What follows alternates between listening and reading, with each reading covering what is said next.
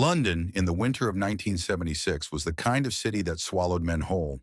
The fog came in low off the Thames, settling into the narrow streets of Notting Hill like a second skin. And the cold wasn't the kind you could dress against. It was the kind that got inside you and stayed there. Two men arrived in that city within months of each other, both running from something, both carrying the weight of music that had already changed the world, and neither of them knowing yet that the same man was quietly arranging for their paths to cross. Chris Blackwell had built Island Records on instinct and nerve. He had taken Bob Marley from Kingston to the world stage, had understood before anyone else that reggae wasn't just Jamaican music. It was a philosophy, a resistance, a frequency that could travel across oceans and find the chest cavity of anyone who had ever been made to feel small. By 1976, Blackwell was one of the most powerful and respected figures in the music business, and his power came precisely from the fact that he didn't operate like the other men in suits. He listened, he waited, and when he saw something rare, he moved toward it instead of trying to contain it. Marvin Gaye came to London that winter like a man who had finally stopped pretending. The years at Motown had been profitable and devastating in equal measure. Berry Gordy had built him into the Prince of Soul, had packaged his voice and his image, and sold them with extraordinary precision, but the packaging had come at a cost. Marvin had spent years fighting for the right to make music that actually meant something. What's going on had been that fight made audible, a masterpiece born out of an argument with his own label. And now, with the debts mounting and the marriage to Anna Gordy collapsing into litigation and recrimination, he had simply left. Not with a press release, not with a statement. He had just gone, drifting between London and the continent, caught somewhere between the person Motown had made him and whoever came next. Bob Marley was already in London by then, though living might be too settled a word for what he was doing. The attempt on his life in Kingston in December of that year had been the kind of event that doesn't leave a man untouched. Two gunmen entering his home, the wound to his chest and his arm, the performance at the Smile Jamaica concert 2 days later, as if to prove that fear had no purchase on him. But those close to him saw the shift. Something had gone quieter in Bob, more inward. He was in London because Jamaica had become temporarily impossible, because the political violence surrounding him had made staying feel like an open invitation for a second attempt. He brought his music with him as he always did, but he moved through those first London months with a deliberateness that felt less like purpose and more like a man waiting to understand what came next. Blackwell brought them together in early 1977, and the introduction was so understated that neither man fully registered its significance at the time. It was at a small gathering at a house in Holland Park, the kind of evening Blackwell orchestrated with regularity. Musicians, producers, writers, people who moved in the same overlapping circles without always knowing each other's names. Marvin arrived late, as he always did, stood near the back of the room for the first hour, watching, saying very little. Bob was already there when Marvin walked in, seated in a corner with a few of the Wailers, not performing, not holding court, just present in the way that Bob was always present, completely without effort, as if his stillness had a gravity of its own. Someone introduced them.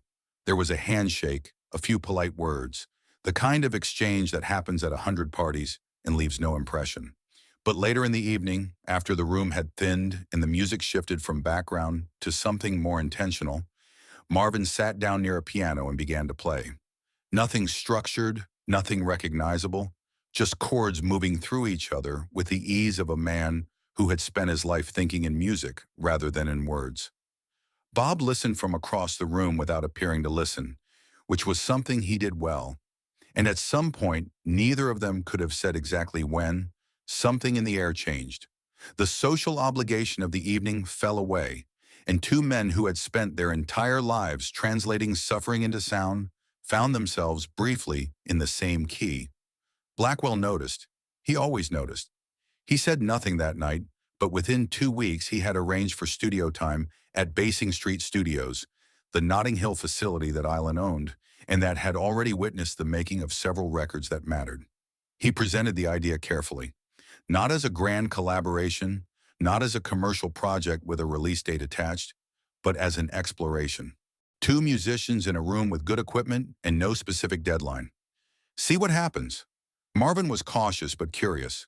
Bob characteristically said very little and then showed up. The sessions began in February 1977, and for the first several nights they were extraordinary.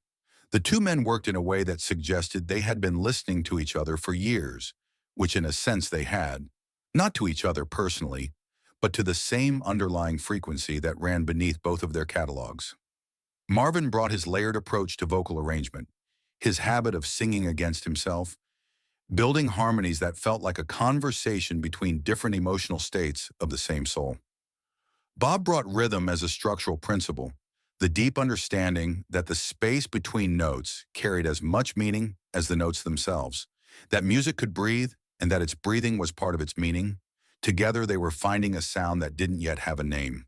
The first complete piece they finished was something that resisted easy categorization. It wasn't reggae and it wasn't soul, though it contained the DNA of both. The arrangement was spare, a rhythm track, a piano line Marvin played himself, and two voices weaving around each other with the careful attention of men who understood that silence was as powerful as sound.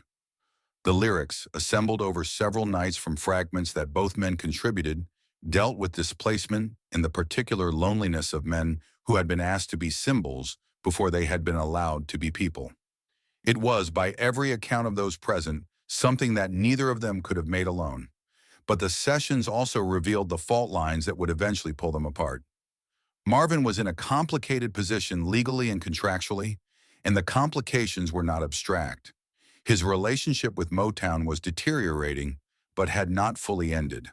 Obligations still in play, royalty disputes unresolved, a web of agreements that tied his name and his voice to a label he had come to see less as a home and more as a system of managed control. The idea of recording new material with another artist under a competing label was not something that could be done quietly. Word was already traveling, and the people around Marvin who concerned themselves with such things had begun, carefully and then not so carefully, to make their positions known. There was a night, the third week of sessions by most accounts, when someone from Marvin's management arrived at Basing Street unannounced. What was said in the hallway outside the studio is not part of any public record, but the atmosphere inside the room changed afterward, in the way atmospheres change when something unspoken has entered the space and made itself comfortable. Marvin came back in quieter than he had left. He sat at the piano for a long time without playing. Bob watched him from across the room with the particular stillness he reserved for moments when he was deciding whether or not to speak. What emerged from that night was not a confrontation.